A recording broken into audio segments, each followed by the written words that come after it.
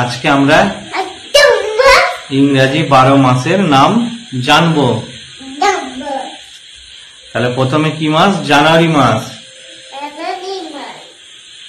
তারপর ফেব্রুয়ারি মাস,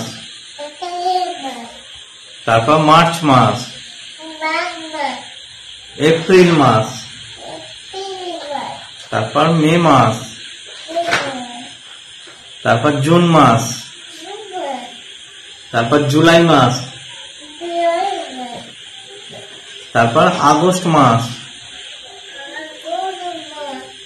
তারপর সেপ্টেম্বর মাস, তারপর অক্টোবর মাস, তারপর নভেম্বর মাস, তারপর ডিসেম্বর মাস। তাহলে কি কি মাস হলো? 12টা মাস আমাদের ইংরেজি। কি কি নাম? January, February, March, April, May, June, July,